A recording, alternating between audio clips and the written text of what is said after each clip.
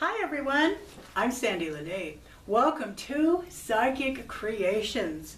We have a very interesting show for you today. We are welcoming back the awesome cowboy poet, Tony Argento. And we are going to be giving him center stage for this program, which is called The Poems. Again, welcome back. Thanks for having me, Sandy. I'm charged up and fired up all about this. This is wonderful. Oh, awesome. Thank you. Yeehaw and Yeehaw. yahoo. Welcome, ladies and gentlemen, boys and girls. I'm going to recite a few poems here for you. I have a fair amount that I have in my empty little noggin upstairs here. I'm referred to as a character actor poet. Typically, I move around stage a lot. Vocal animation, sound effects, and at times I'll use props. It helps tell a storyline better. I consider myself as an ambassador of cowboy poetry. I do my best to promote it whenever and wherever I can, for those that have an interest. We was talking on our last episode about places that have been fun for me that I really like, and want to make the credit and a comment to the, I believe it was the Grand Ballroom or the Grand Pavilion at the GSR in Reno. I was asked to write a poem. There was a couple of tragedies that happened here in this beautiful state of Nevada. It was the IHOP shooting tragedy at Carson City, and followed right after with Reno Air Race tragedies. And I was called upon to write a poem for this event. I spent 6 weeks diligently writing this poem and finished it a half an hour before it was supposed to be on stage. I like to, before I recite, I always like to have it well rehearsed, where I can use emphasis and feeling to help tell the story first. But the governor liked it, and he's the one that put this on. It was to benefit the families and the victims of those tragedies, and there was a lot of dignitaries there, so I was proud to do that poem. It's called The Pride and Spirit of Nevada, and I'm throwing this out as a teaser. Down the road here, we're going to do another episode, and I'll recite this poem then. It's about 7.5 or 8 minutes. But it talks about Nevada, the people that made Nevada the state that it is, and all the unique things, like all states, that make Nevada unique. The pride and spirit of Nevada. The first poem I'm going to throw out you here is, how many of you here ever heard of a fellow by the name of Gene Autry? All right, good. Both of you, excellent. Gene Orvin Autry was born in 1908, and he has an incredible background. He was just as nice a fellow in person as he was on the stage. And many of you that remember the times around Christmas and the Christmas songs, he's responsible for many of those songs, not all of them. But in 1949, a #1 hit was Rudolph the Red-Nosed Reindeer, written by Mr. Gene Autry. Yes, Peter Cottontail at the urging of his wife. Up on the rooftop, click, click, click, down comes the chimney, comes St. Nick. He wrote that one. Silver Bells, Frosty the Snowman, many more. He co-wrote over 250 songs and recorded over 640. He is the only man who ever received 5 stars on the Hollywood Walk of Fame, and I'll guarantee nobody will ever beat it. Movies, radio, theater, live broadcasting, and television. In 1947, he was the first of the Silver Screen Cowboys to write what's called the Cowboy Code, or the Cowboys Code of Ethics, what it took to be right and do right.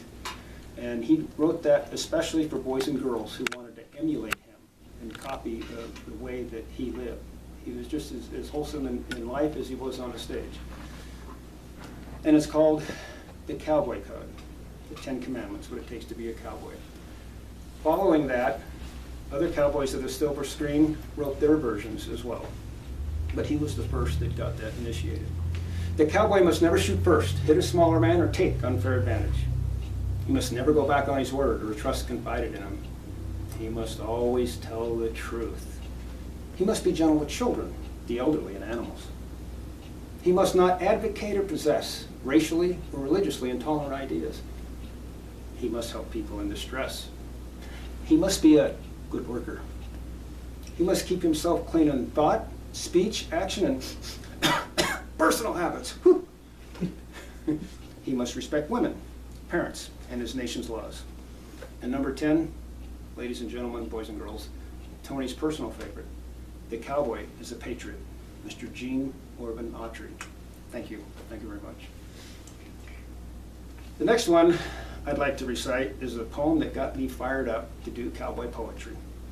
I learned it in 1965. I was 5 years old. My granddaddy used to recite it.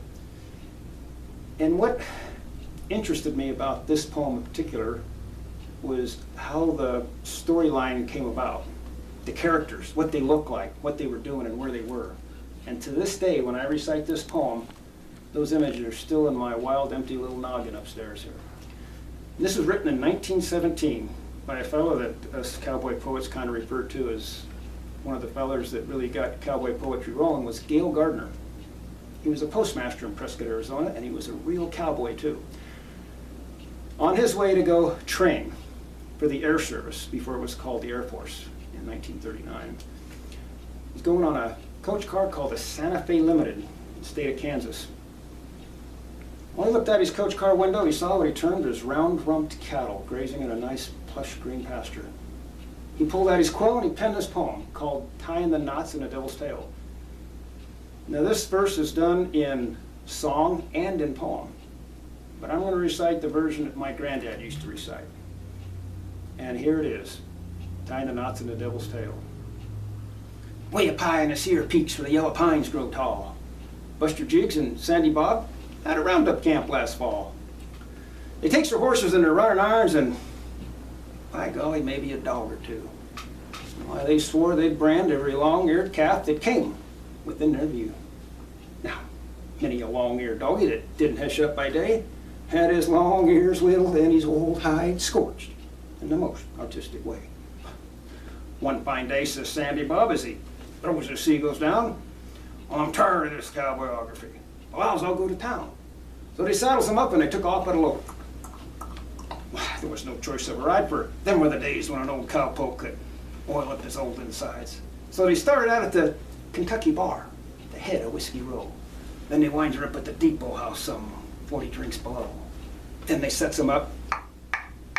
They turns around and by golly, they goes her the other way. And to tell you the honest, to give the truth, you guessed it, boys got drunk that day. Now as they were headed back for camp and packing a pretty good load, well, who should they meet but the devil himself up prancing down the road. And the devil says, why, you cowboy skunks, you'd better hunt your holes, for I've come up through these hell-rim rocks to gather up your souls. Says Buster Jiggs, why, we're kind of just from town and feeling kind of tight.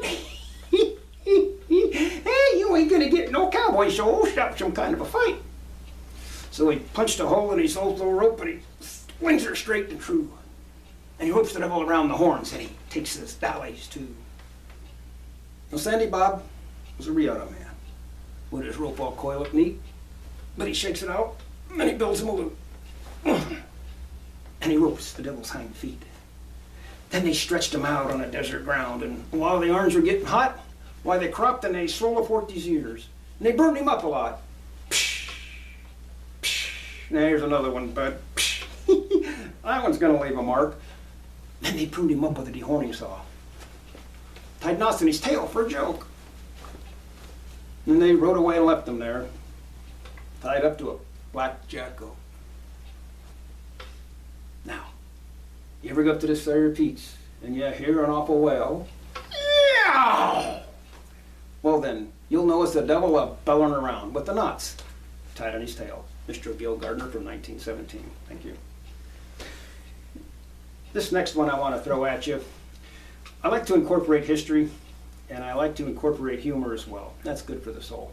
There was a little bit of news I heard this morning that the Western Boot Store burnt down. 200 souls were lost. We're going to go back to, that's a little bit of humor there for you. We're going to go to a fellow by the name of Will Rogers.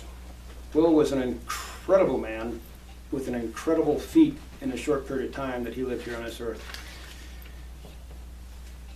In 1900, he was the man that coined the term cowgirl, named after a cowgirl by the name of Lucille Mahal. She could out bulldog, out ride, out rope the fellers. And she was good at it. She was even a cattle rancher before she was in her teenage years. Before that, it was called Cowboy Girl. That was 1900. In 1925, he found a fella in a telegraph office in Oklahoma by the name of Gene Autry. In 1927, he received the very first Model A Ford off the production line delivered to his ranch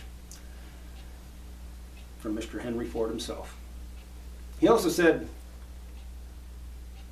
if you want to be good at something, know what you're doing, believe in what you're doing, and love what you're doing. He was with a fellow by the name of Wiley Post, who was a world record holder. They were up at a place about 15 miles south of Point Barrow, Alaska, where they met their demise on a little custom-built plane called the Little Red Bus. They weren't supposed to fly, they did anyway. And that was August 15th, 1935. He was born November 4th, 1879 in Uauga Territory, which is now Oklahoma. And everybody loved Will Rogers. So a fellow by the name of Leon Chase Butler, that same year, 1935, wrote this short poem, and it's called So Long, Will. Folks, there ain't no joking on the range, nor working much late, and every critter's acting strange as though it lost a mate. When old Bossy's eyes are filled, just sort of look divine. I reckon 'cause her heart is chilled the same as yourn and mine. Why, at night the ranch house appears so still, it don't seem like home at all.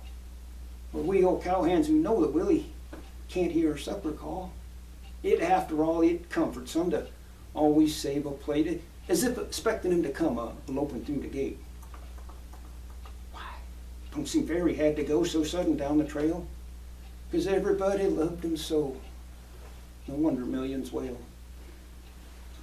And when the boss called Will to rest and tossed him down the reins, the grandest cowboy galloped west that ever rode the range, Mr. Leon Chase Butler from 1935. This poem I'm going to give you just came to me one morning. I'm looking up in the ceiling, laying down in a sack there, and I could picture all these old cowboys and what they looked like and what they were doing. And they had everything they needed, everything, to do their job being a cowboy. Their branding irons, their Dutch ovens, their 6-irons, their scabbarded rifles, their hosses. The whole gambit was there, but they were in this huge building. And so I thought, old cowboys never die, so I called it Old Cowboys Rest Home. It was an old cowboy's rest home that was thought would never be. But they sure were there, with spurs and chaps and boots upon their feet. Old West, picture perfect, where Dutch ovens cooking up their best, with all the fixings of good grub that put hair upon their chest. Good victuals is important to keep them living extra long, and to help them with their cowboy poetry and to sing their cowboy song.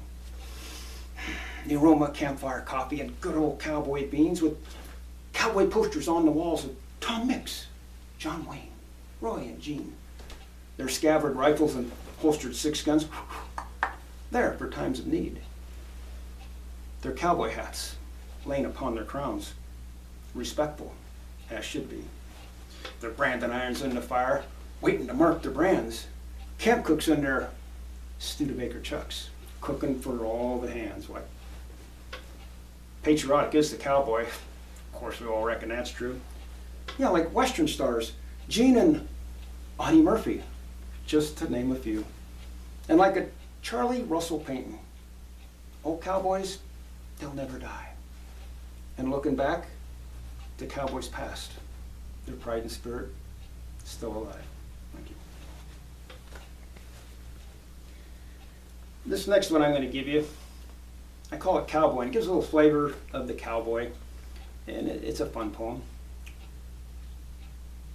Them britches is creeping, old saddle a creaking, hot sweat aroma under your nose. Your spurs at your chinging, the bob whites is singing. The smell of leather comforts the soul. Trail dust a choking, Old Durham you're smoking. You let your hoss stop to have a blow with a chaw on your cheek as you're whistling a beat from an old cowboy tune that you know. Then you'll think of your pa and your dear old grandpa telling stories of days when they rode. Just built up in your roots, your hands, back, and boots. Cowboy, the only life you've known. Riata is ready, your throw always steady. Never you miss from years on a hoss. Tomorrow's payday, get a bath and a shave. Remember, the man that pays is your boss. In the weather, you cope whilst you're twisting the smoke. In the snow and the sleet, rain. And the cold cuts to the bone. You're there all alone. First fingers and toes feel the pain. Your fish old slicker, a swig of hard liquor. Makes you feel warm and comfy inside. Just a nip now and then to help steady your hand and help ease your hard day's long ride. Then you'll drift the back wind of your childhood and kin and those no longer around. Riding and roping, branding and cutting. Days are gone, yet you still hear the sounds. When that old fire gets built from that stove you killed, the seagulls glare with pride in your eyes. No after-burnt leather, doggies that beller, while the hot iron scorches their hides. Psh, murr. Those mavericks you found, their ma's nowhere around, roped down, ready to brand and to cut. Never a chance to play bold. Mountain oysters, you're full like cookies served them for lunch at the chuck. Two they'll no longer own from your pocket knife honed. Now it's young steers they'll grow up to be. 'Tis this blood from your knife, well, they'll start a new life. Alas, more steers have earned their degree. Thank you very much. Now I'd like to reflect one more on Mr. Charlie Russell, Charles M. Russell, the great painter of the West. 1917, he wrote this short little verse.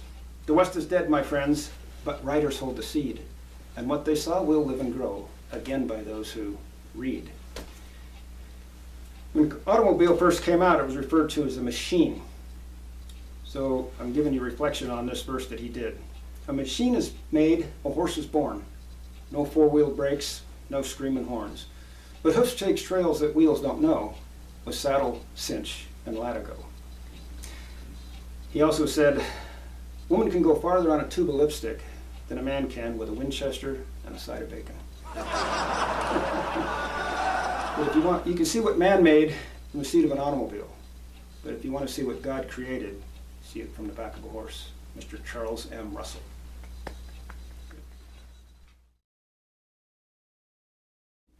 One of my heroes, cowboy poetry, is a man by the name of Bruce Kiskaden. Born in Pennsylvania in 1878, he died in 1950. He was responsible for the stockyard, Los Angeles stockyard calendars from the 30s up to a couple years after his passing. He worked with a lady with the last name of Fields, who was an artist. They never met each other. She would send him a drawing, and he would write a poem to that drawing. Or he would send her a poem, and she would collaborate and do the drawing according to his poem. As cowboy poets, we really love what he was about and how he wrote. This one he wrote in 1937 is called An Old Western Town, Mr. Bruce Kiskaden. An old western town lay asleep in the sun of a long summer's day that was then almost done. The shadows were long and the hosses stood round, sort of breasting one leg and their heads hanging down. One end of the street that was dusty and narrow, scratching the dirt with some chickens and sparrows. The dogs slept in the shade, and the people they strolled like they felt contented, body and soul. Now, if you look to the north, just a bit to the west, you could see Kings Canyon with snow on its crest. Shadows of buttermilk cloud drifted over each John B. Stetson hat, and the Sandie's Psychic Creations TV show was the right place to be at. Two cowpunchers over at the Carson City Saloon, they was trying to drink. He's both out of tune. A drunken cowpuncher was ready to go, and he figured he ought to put on a big show. So he spurred, yah! And he hollered, yee-haw! And he shot his 6-gun, and he aimed to take out with his hoss on the run. But he didn't remember his cinches was slack till after he got his old pony untracked. That old cow hoss, he started to buck and to volley, and unloaded that cowpuncher, saddle and all. And before that drunk waddy got clear of the wreck, why, he was bit by 2 dogs on the rump and the neck. That old cow hoss, he kept bucking into a long hitching fit where a wagon hitch team took off and bolted off quick. They let out a dragging that buckboard, a making tracks, a swinging the broke ends of 2 hitching straps. And like a scattergun blast, the folks spread everywhere. All the sparrows and chickens, they took to the air. Why, the kids made for cover, and the women folks screamed, and the dogs all chasing that runaway team. Fella ran out like some others just did, yelling and jumping and waving his lid. When the hosses got close, why, the man lost his nerve. Oh, he got out of the way, but he made the team swerve. They plowed down the front posts of the Carson City General Store. They busted all their windows and several things more. They was off of their hoofs when at last they got it stopped, all piled up in a heap with the wagon on top. They's fast in the harness. One hoss nearly strangled, but the crowd went to work and they got him untangled.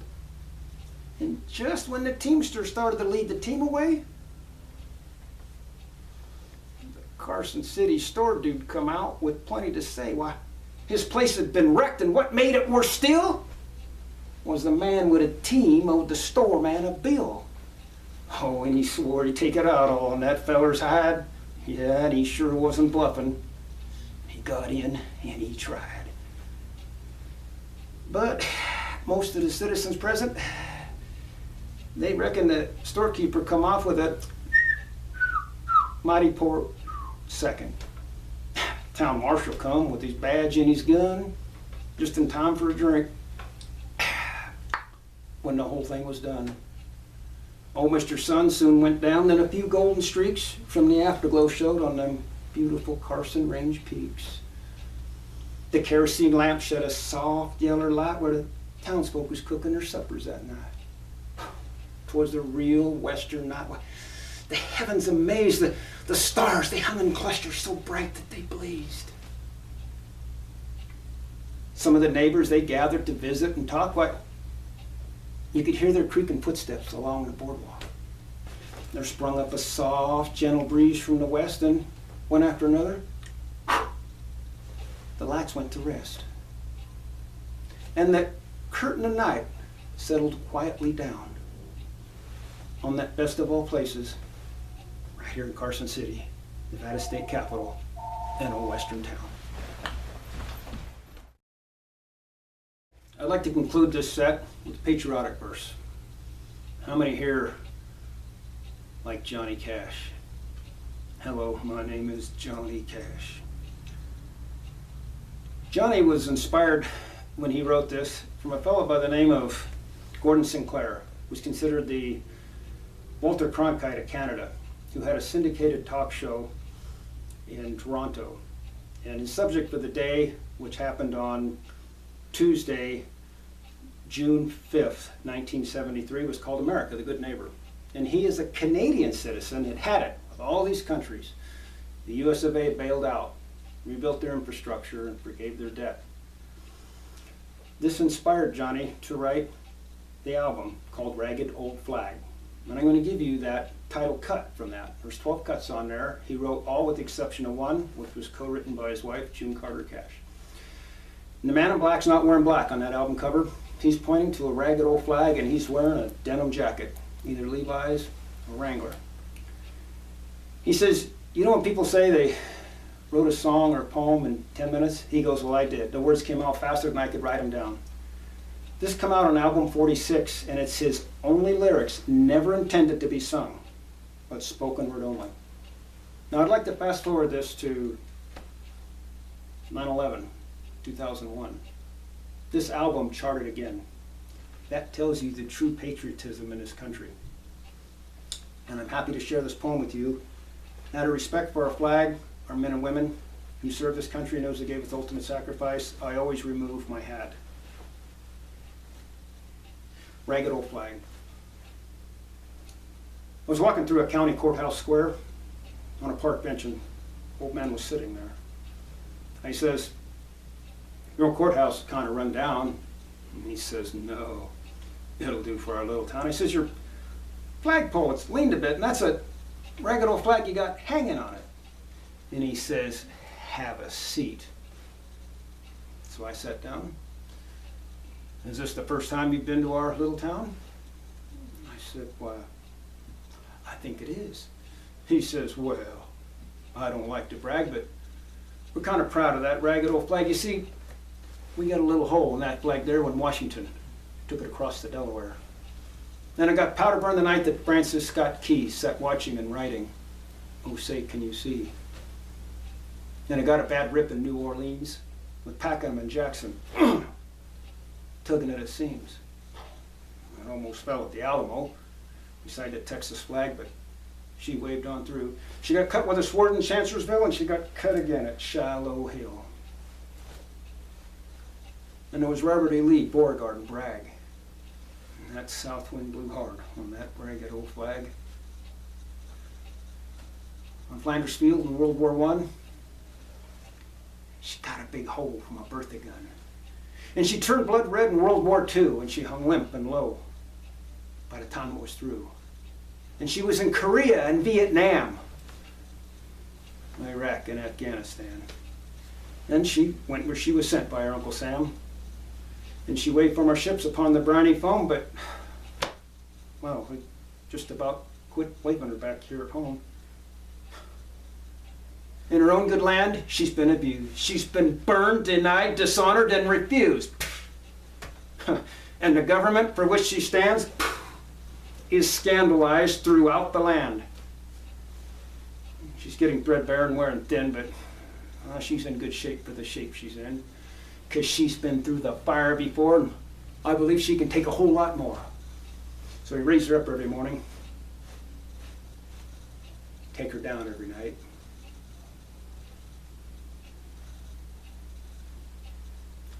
We don't let her touch the ground. And we fold her up right. You know, on second thought, I do like to brag, 'cause I'm mighty proud of that ragged old flag, Mr. Johnny Cash.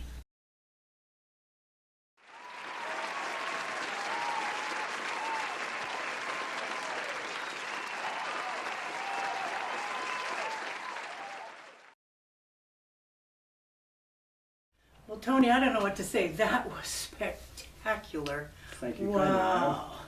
Can you give our viewers your contact information? I would be delighted to do so. I have a website. It's simply my name, TonyArgento.com, TonyArgento.com. It's not current on my show dates, but you can see a little bit of what I'm about, and a little bit of a biography on there. Please feel free to contact me.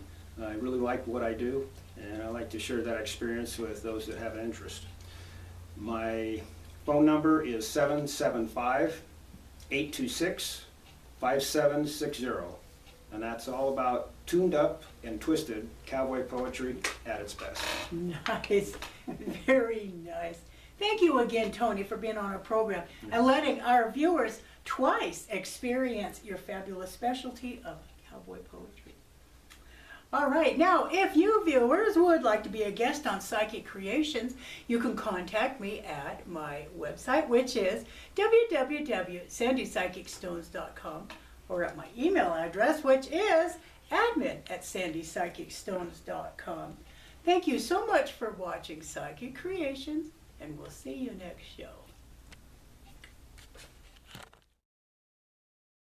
Thank you. It's been a real privilege being on your show. Thank you.